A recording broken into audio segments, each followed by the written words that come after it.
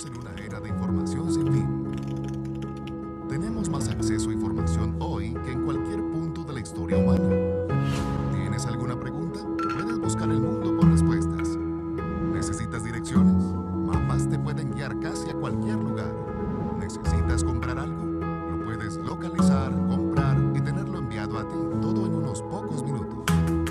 Pero acceso a toda esta información no necesariamente quiere decir que nos haga más sabios, más felices o proporcionarnos un entendimiento más profundo del significado de la vida. El hombre más sabio que ha vivido tuvo todo lo que deseó, pero llegó a la conclusión que la vida sin significado está vacía. Cuando uno pasa la vida buscando las respuestas que Dios tiene a nuestras preguntas, es una vida con valor. Pues nuevamente muchas gracias por estar aquí acompañándonos en este auditorio, como también a los que nos acompañan por el internet en vivo, como también posteriormente a través de nuestras diferentes redes sociales. Muchas gracias por sintonizar y ver lo que Dios está haciendo aquí en Sugar Creek. Y nuestra oración es de que Dios use esto para el propósito que Él tiene en tu vida. Pues estamos en medio de una serie, o más bien ya terminando una serie que se llama Búsqueda. Y creo que ha sido muy pertinente esta serie debido a lo que todos nosotros vivimos en esta sociedad, donde nuestro primer instinto cuando nosotros queremos una respuesta de algo es buscar en Google y encontrar la respuesta ahí con respecto a lo que nosotros queremos o lo que nosotros necesitamos. Y a pesar de vivir en un tiempo donde hay más información que en cualquier otra época, lo que muchas veces nosotros no nos damos cuenta es que también hay mucha desinformación que en cualquier otra época. Y por lo tanto, esa búsqueda por contestar las grandes preguntas de la vida, las preguntas más frecuentes que todos nosotros nos hacemos, en realidad nos quedamos insatisfechos de ver el resultado de nuestra búsqueda, donde nosotros tratamos de encontrar la respuesta a ¿por qué estoy aquí? ¿Cuál es el propósito de mi vida? ¿O cómo encuentro la felicidad? ¿O en qué me debo de enfocar? ¿En dónde debo de dirigir mi vida? Todo ese tipo de preguntas que hemos estado analizando a la luz de la Biblia son las preguntas que todos nosotros nos hacemos. Y no somos los primeros en hacer este tipo de preguntas. En realidad, un hombre que vivió hace 3000 años, que se llamaba Salomón, tuvo las mismas preguntas. Y a diferencia de nosotros, él tuvo todos los recursos para explorar la respuesta y tratar de entender si la respuesta a estas preguntas venían de tener dinero o de obtener el máximo placer o de el trabajo o de la riqueza, la fama, la fortuna, ser conocido, cualquiera de las cosas que hoy en día tú y yo muchas veces pensamos que es la respuesta para nuestra vida. Y al final, cuando él, durante muchos años de su vida, llega hacia el final de su búsqueda, él escribe un libro que se llama Eclesiastés. Y en ese libro, él relata el resultado de su búsqueda. Y durante estas semanas lo que hemos estado haciendo es analizando cómo él va descartando cada una de las opciones que la mayoría de nosotros pensamos que es el propósito de nuestra vida, lo que nos va a traer la felicidad, lo que debemos enfocarnos, todo este tipo de cosas. E interesantemente, cuando Salomón llega hacia el final del libro, contesta lo que va a ser la pregunta que vamos a ver el día de hoy. Y la pregunta que nosotros vamos a responder el día de hoy es esto: ¿cómo debo de combatir la injusticia? ¿Cómo combato la injusticia? Y hoy en día, como en la época de Salomón, todos nosotros tenemos situaciones que son injustas, que tú pasas a lo mejor en tu trabajo, en tu colegio, en una relación con otra persona, y la pregunta que nosotros tenemos que hacernos es esta: ¿cómo combato eso? ¿Cómo cambio el mundo? ¿Cómo ayudo a que las cosas sean diferentes? Sobre todo en situaciones donde yo sufro por injusticia, por cosas que no deberían de estar pasando en mi vida. Hace varios años, cuando estamos casi comenzando Sugar Creek, tuve quizás la situación más extrema desde que he sido pastor aquí en Sugar Creek en español con respecto a una pareja que estaba asistiendo en ese tiempo. Y esa pareja llegaron a nuestra iglesia y ellos estuvieron aquí involucrados y colaborando y haciendo varias cosas. Y yo pensaba que todo estaba bien con ellos, cuando de repente un día recibo una llamada. Y la llamada era de una señora que era la esposa de este hombre, de la pareja que estaba asistiendo.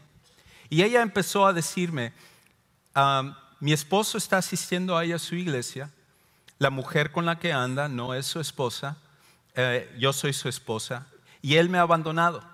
Y no solo eso, sino que ella se mofa de mí, me manda textos, me manda fotos de ellos juntos. Y yo me pregunto, ¿qué tipo de iglesia es la que ustedes tienen donde no han hecho nada al respecto? Lo primero que yo hice es pedirle perdón por la situación que yo desconocía. Y me reuní con la pareja para tratar de resolver toda esta situación.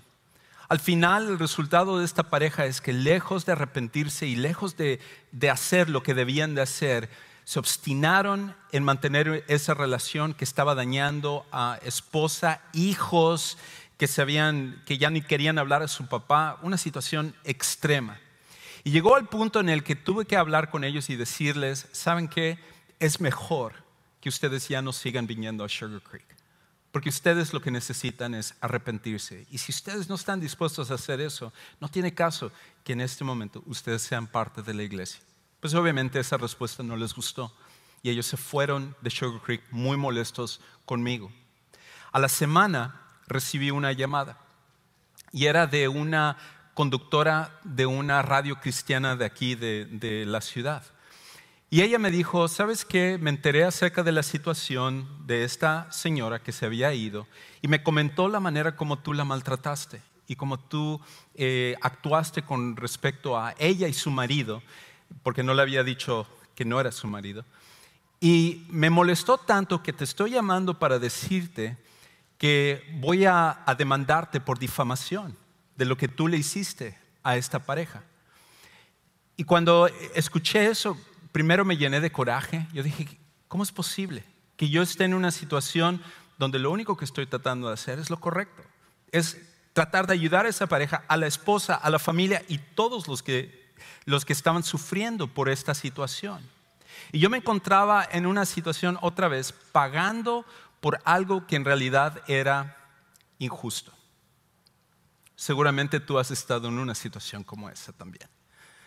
Donde alguien dijo algo, donde alguien hizo algo, donde lo que te correspondía no lo recibiste, donde fuiste atacado injustamente. Y la pregunta que hacemos en esos casos, como yo me lo estaba haciendo en ese momento, es ¿cómo puedo combatir en contra de la injusticia? ¿Cómo combatimos en contra de la injusticia?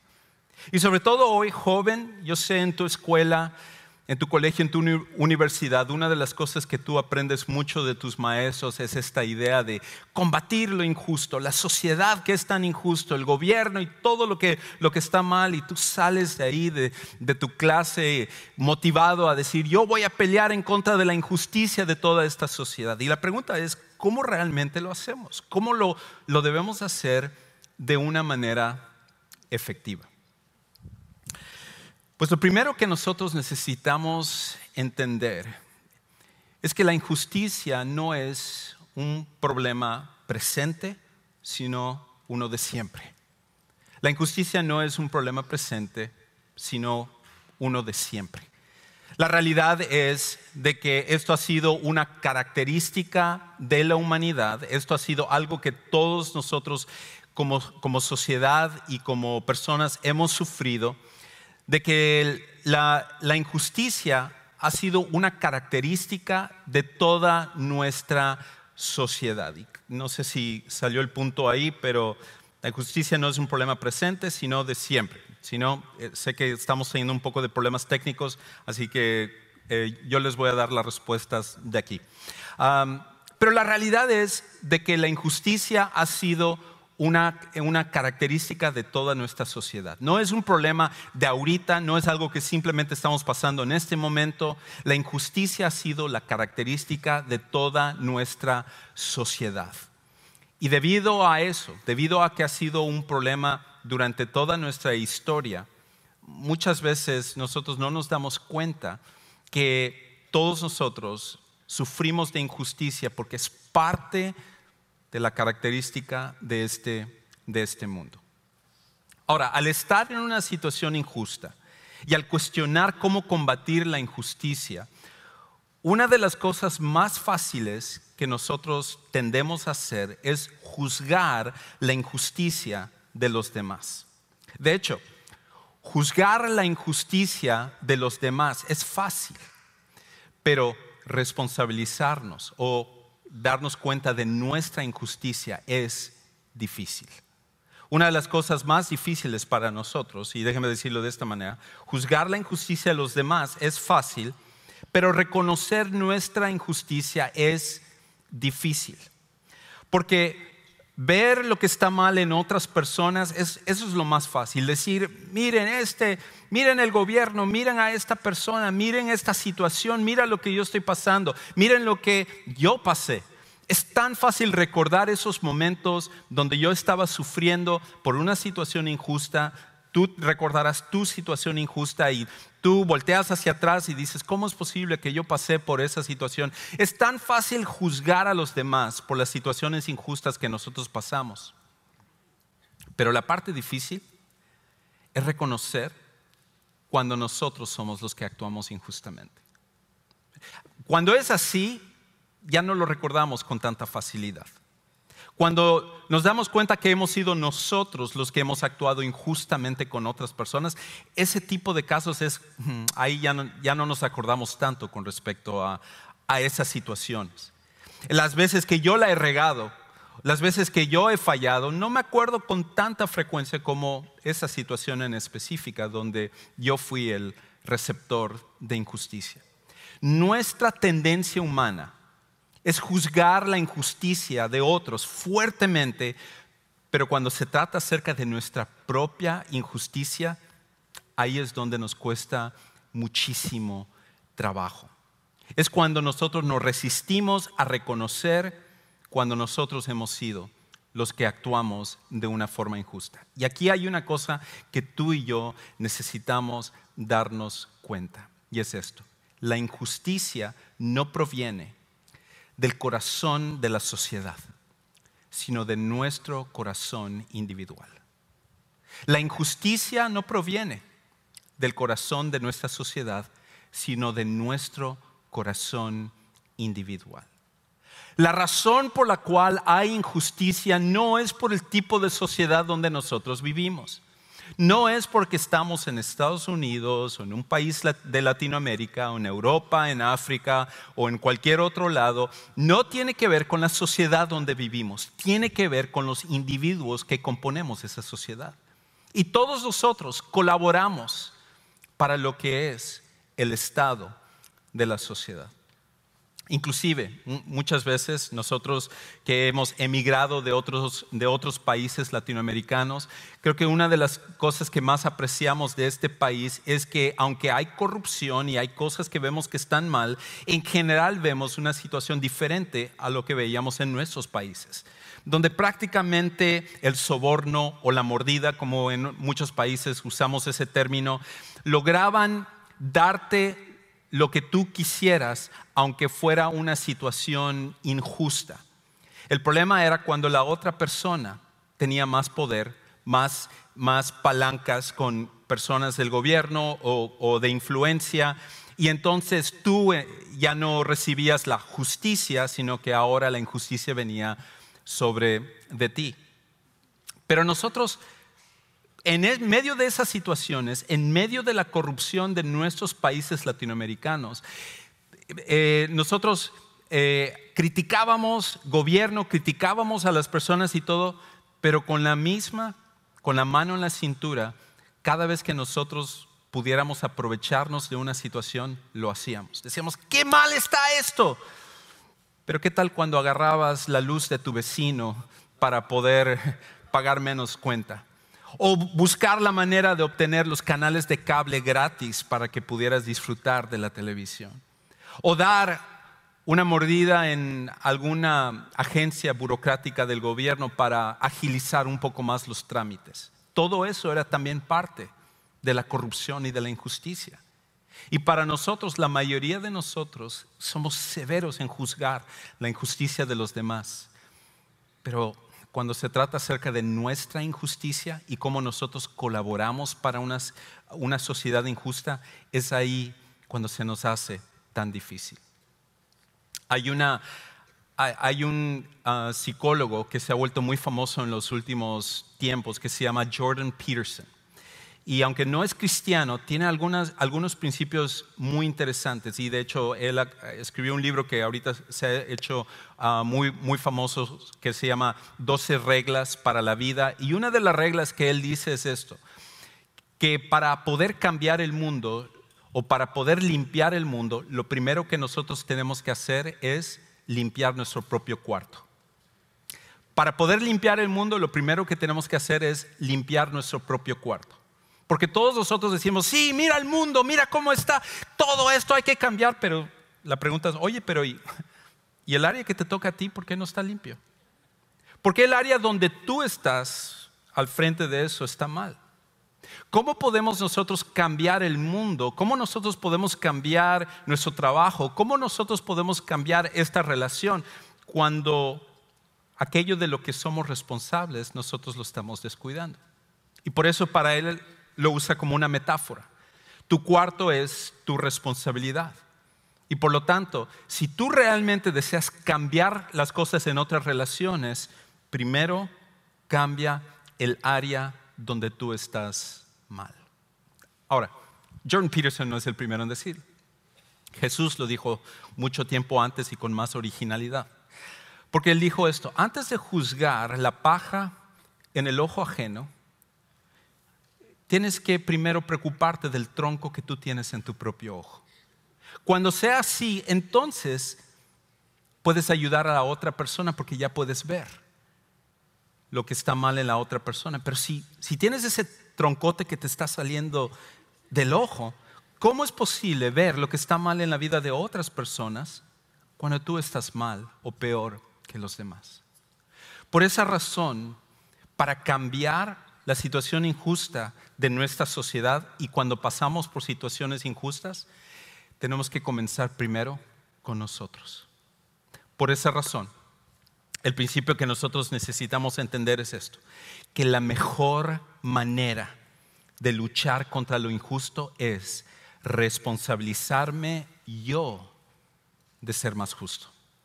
La mejor manera de luchar contra lo que es injusto, de cambiar nuestra sociedad, de luchar en contra de aquello que está mal, es responsabilizándome de que yo sea más justo. Porque esa es la pregunta. ¿Cómo estás tú mostrando justicia hacia los demás? ¿Cómo estás tú procurando ser una persona justa? Si eres un seguidor de Jesús, una persona que muestra el amor de Dios hacia inclusive aquellos que te ofenden. El cambio en nuestra sociedad va a comenzar uno a uno en nuestra esfera personal, donde nosotros necesitamos comenzar con nosotros mismos. Es nuestro propio corazón donde tiene que comenzar el cambio antes de que siquiera nosotros querramos cambiar todo lo que está fuera de nuestro control. Ahora, yo sé, a la mayoría de nosotros no nos gusta escuchar eso. Nosotros queremos echarle la culpa a los demás los problemas que nosotros pasamos. Nosotros queremos de alguna manera resaltar lo que otros están haciendo mal y minimizar un poquito lo que nosotros hacemos. Sí, mira, bueno, puede que yo esté haciendo esto mal, pero no se compara a lo que este ladrón está haciendo o lo que este político o Y nosotros somos tan buenos en cambiar la culpa de nosotros y enfocarnos sobre la culpa de los demás. Pero interesantemente Jesús dijo esto: que nosotros, los seguidores de Jesús, seríamos la luz del mundo y la sal de la tierra. En otras palabras, el cambio tiene que comenzar primero con nosotros, que somos seguidores de Jesús. Y por lo tanto, la manera de combatir la injusticia es que nosotros empecemos a comportarnos como personas que sean más justas. Ahora, ¿cómo entonces combatimos la injusticia? ¿Cómo es que realmente lo hacemos? ¿Cómo debemos hacerlo? Porque entonces significa que como cristianos nos quedamos con los brazos cruzados y no hacemos nada con la injusticia que está pasando en el mundo. Cuando tú pasas por una situación injusta, nada más te quedas de una forma estoica aceptando lo que las personas te hagan. No. Hay ciertas cosas que nosotros necesitamos hacer. Pero no peleamos contra la injusticia con injusticia. No peleamos el fuego con el fuego. Porque cuando tú peleas el fuego con el fuego, todos salen quemados. Y al final no logramos una solución. La manera de pelear en contra de la injusticia no es de la manera como nosotros queremos hacerlo. La manera en que peleamos en contra de la injusticia es como Dios quiere que nosotros lo hagamos. Y por esa razón hay 3 cosas que yo quiero sugerir. Que Salomón, al final del libro de Eclesiastés, él habla en 2 versículos donde él dice la manera en la cual nosotros podemos combatir en contra de la injusticia. Ahora, escucha lo que él dice en Eclesiastés capítulo 12, versículo 13. Llegando a la conclusión de todo el libro de Eclesiastés, después de toda la búsqueda por responder a las grandes preguntas de la vida y entender que al final es Dios, él dice esto. La conclusión en Eclesiastés 12:13, cuando todo se ha oído, es esta: teme a Dios y guarda sus mandamientos, porque esto concierne a toda persona. Otra vez, esto es la conclusión, dice Salomón. Esto es a donde necesitamos llegar. La clave, uno pensaría, es tenemos que cambiar la sociedad, tenemos que poner todas estas políticas, tenemos que poner todas estas cosas, tenemos que buscar a los culpables. No, él dice esto. Esta es la manera en la cual combatimos la injusticia.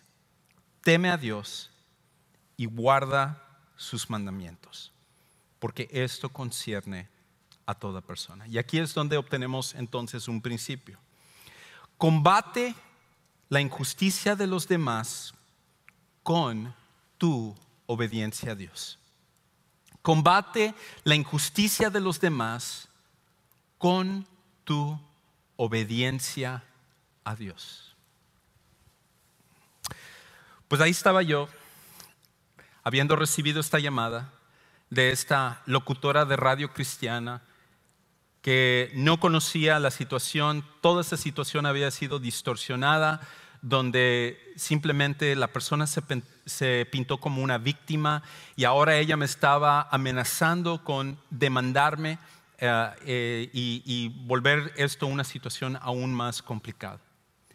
Sin embargo, increíblemente en ese momento Dios me dio calma, me dio tranquilidad y le empecé a decir, bueno, si usted realmente se hubiera dado a la tarea de escuchar ambos lados, porque recuerde, siempre hay 2 lados de toda historia, usted entendería esto. Le dijo ella que este hombre no es su esposo. Le dijo ella acerca de lo que está haciendo en esa situación y empecé a ir detalle por detalle acerca de todo lo que ella no había escuchado. Y al final de nuestra conversación, inclusive ella me pidió una disculpa por haberme llamado y haberme amenazado con llevarme a la corte. Lo único que hice fue con tranquilidad obedecer lo que Dios me había dicho que yo tenía que hacer. Ahora, quisiera decir que en toda situación, cada vez que nosotros somos obedientes, nosotros evitamos lo que es los malos momentos o el sufrimiento o ese tipo de cosas. Pero la realidad es que muchas veces al obedecer a Dios puede que el resultado final sea de sufrimiento en nuestra vida. Esa fue una donde yo no tuve que pasar por eso. Pero hay otras ocasiones en donde, a pesar de ser obediente, al final el resultado no es lo que uno quisiera esperar. Pero cuando nosotros obedecemos a Dios, en realidad lo que estamos haciendo es esto. No estamos pidiendo a Dios que Él siempre nos dé el resultado que queremos. Lo que estamos diciendo es: Dios, yo sé que yo no puedo resolver esta situación como necesita ser resuelto. Al obedecerte a ti, estoy confiando de que tú eres el que vas a intervenir en esta situación como tú sabes que es lo mejor. Y eso es lo que al final nosotros queremos. Porque si nosotros en nuestro mundo, en nuestra sociedad, lejos de tomar la justicia en nuestras manos, nosotros fuéramos obedientes a Dios, qué diferente sería nuestra sociedad. Qué diferente sería tu matrimonio cuando tú sientes que eres tratado de una forma injusta. Qué diferente sería la relación con tus papás si, lejos de regresar lo malo cuando tú recibes lo malo, con obediencia a Dios, las cosas serían diferentes. Inclusive, interesantemente, en el Antiguo Testamento, dos reyes antes de Salomón, el primer rey de Israel, que se llamaba Saúl, en una ocasión él estaba a punto de entrar a la guerra, y como era la costumbre de su época, él y todos los reyes ofrecían sacrificios a Dios como para garantizarles la victoria. Pero el problema era que Saúl, como el rey, no le correspondía ofrecer sacrificios, y por lo tanto él tenía que esperar a que viniera la persona correcta, que en ese caso era un profeta que se llamaba Samuel. Y el problema con respecto a Samuel es que era hispano, porque ya había llegado tarde, no había llegado todavía. Y por lo tanto, Saúl está viendo su reloj, su smartphone y todo, y él está diciendo, le está mandando textos a Samuel y llamando, y no contesta Samuel y todo. ¿Y qué sucede? Algunos de su ejército se están desanimando porque ya pasó horas, sino días, y algunos están regresando, y de por sí el ejército con el cual él iba a pelear de los filisteos era mucho más grande, mucho más preparado, y él está diciendo, bueno, si no hago algo, yo aquí me voy a perder a todo este ejército y va a ser una situación peor. Así que Saúl decide que él va a ofrecer los sacrificios, y cuando él termina de ofrecer el sacrificio, justo en ese momento llega Samuel. Y Samuel le dice, oye, ¿qué es lo que estás haciendo, Saúl? ¿Por qué hiciste esto? Y él dice, no, yo estoy haciendo esto porque el pueblo me forzó, porque ellos me estaban obligando, y esa es la única razón, es porque si no ellos se estaban yendo y era la única manera de retenerles. Pero al final estoy haciendo algo bueno, estoy ofreciendo sacrificios a Dios. Y esa es la contestación de Samuel en 1 Samuel 15:22. Pero Samuel le dijo, a Dios le agrada más que le obedezcan y no que le traigan ofrendas. Es mejor obedecerlo.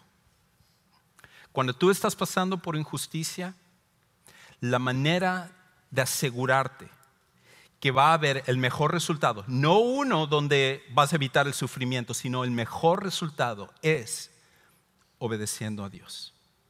Cuando tú obedeces a Dios, lo que estás haciendo es poniendo tu situación en las manos de Dios, en vez de que tú trates de resolverlo a tu manera. Y esta es la realidad. ¿Cuántas veces cuando tú tomas las cosas en tus manos, obtienes el resultado que deseas? Todos nosotros podemos reconocer que la regamos más o lo echamos a perder más nuestras situaciones que lo que realmente nosotros componemos. Pero la obediencia a Dios, esa es la manera en la cual tú muestras que estás confiando en un Dios que sabe mucho mejor de lo que tú tienes que hacer cuando tú estás pasando por una situación de injusticia. Pero hay una segunda cosa. Lo segundo que nosotros necesitamos hacer es esto: ayuda a otros en cada oportunidad que puedas. Ayuda a otros en cada oportunidad que puedas. Cuando tú estás pasando por injusticia, obedece a Dios. Pero ¿qué tal cuando otra persona está pasando por una situación de injusticia? ¿Qué tal cuando a otra persona se le está abusando? ¿Qué tal cuando otra persona está sufriendo? En esos casos, ¿debemos de quedarnos simplemente con los brazos cruzados y orar a Dios y decir, Señor, ayuda a esa persona? La respuesta es sí y no. Sí, ora por esa persona, porque al final Dios es el que tiene el poder para resolver cualquier situación. Pero lo segundo es cada oportunidad que Dios está poniendo delante de ti donde tú puedes ayudar, hazlo. Ayuda a aquellos que están pasando por una situación injusta. Porque de lo contrario, cuando Dios que pone esas situaciones, no por casualidad, porque nunca hay casualidad, como decía Héctor, no existe la casualidad ni existe la suerte. Cada situación que nosotros pasamos, Dios intencionalmente pone esa situación delante de nosotros para poder ayudar a las personas, pero también para ayudarnos a nosotros. Porque cuando ayudamos a otros, somos automáticamente impactados. Y cuando dejamos esas oportunidades ir, muchas veces el no haber intervenido nos puede traer más daño que ayudar a las personas. Un ejemplo de eso fue un hombre que se llama Kevin Carter. Kevin Carter era un fotógrafo que en 1993 él fue al país de Sudán, cuando Sudán estaba sufriendo los efectos de la guerra civil, de los rebeldes, de la manera como se había matado a tanta gente, hubo genocidio y debido a toda esa guerra civil la gente estaba sufriendo, vino una hambruna, pestilencia, la gente estaba muriendo por miles, si no millones de personas y este hombre llegó, a Kevin Carter, a Sudán para fotografiar y tratar de dar a conocer al mundo el sufrimiento que estaba pasando en Sudán. Y una de sus fotos, una de las fotos que él tomó, se convirtió en un ícono o un resumen de lo que era el sufrimiento en África. De hecho, era esta foto de aquí que él tomó. Y en esta foto hay una pequeña niña que está arrastrándose para tratar de llegar a un lugar donde ella pueda comer. En medio de toda su hambruna y con las pocas fuerzas que ella podía tener para arrastrarse y poder todavía viajar kilómetros para llegar a algún tipo de albergue que pudiera recibir comida. Lo que destaca de la foto es el buitre que está atrás simplemente esperando para comerla, para que ella muera y que sea su festín. Lo que fue interesante acerca de la foto de Kevin Carter es que al tomarla, dice él describe que por 20 minutos él estuvo esperando para agarrar el ángulo correcto. Que de hecho su deseo era que el buitre pudiera abrir las alas para que fuera más espectacular o dramático lo que era la foto. Y después de que él finalmente tomó esta foto, se fue y se sentó a un lado, fumó su cigarrillo y empezó a pensar un poco acerca de su vida. Y después de un rato, junto con el conductor, el chofer que le había llevado allá, se subió a su automóvil, se fue de allá, se subió a un avión y cuando regresó, a través de esta foto, ganó el premio más cotizado de fotografía del mundo que se llama el Pulitzer en 1994 y se volvió famoso por esta foto. Pero no solo se volvió famoso por la foto, sino que se volvió el objeto de la crítica, porque estando en una situación donde pudo haber hecho algo para ayudar, no lo hizo. Es más, fue tan intolerable la crítica hacia su persona por no haber hecho nada, que a los 3 meses decidió suicidarse. Porque ya no aguantaba las críticas por una oportunidad donde él pudo haber hecho algo en una situación de injusticia y al final se quedó con los brazos cruzados. Que eso no sea nuestra historia, que eso no sea lo que nos describa a nosotros. Que en situaciones donde nosotros veamos abuso, nosotros podamos intervenir. Donde tú veas, joven, bullying de parte de otras personas hacia alguien, que tú intervengas. Donde tú veas una situación de injusticia en tu trabajo, que tú no te quedes con los brazos cruzados y no hagas nada, sino que tú intervengas. Cada situación donde tú puedes hacer algo, ayuda en esa oportunidad. Porque esa es la única manera como a la larga cambiamos las cosas cuando nosotros somos obedientes a Dios en medio de la injusticia que nosotros recibimos, pero lo otro es cuando ayudamos a otros en medio de la injusticia que ellos están pasando. Y lo último es esto. Lo último es lo que dice Salomón en Eclesiastés 12:14. Él dice esto: porque Dios traerá toda obra a juicio, junto con todo lo oculto, sea bueno o sea malo. Déjame repetirlo: porque Dios traerá toda obra a juicio, junto con todo lo oculto, sea bueno o sea malo. Y aquí es donde obtenemos nuestro último principio, y es esto: acepta que juzgar la injusticia es el trabajo de Dios, pero confiar en Dios para justicia es tu trabajo. Cuando se trata de juzgar la injusticia, eso déjaselo a Dios. Dios lo va a hacer, y mucho mejor de lo que tú y yo lo podemos hacer.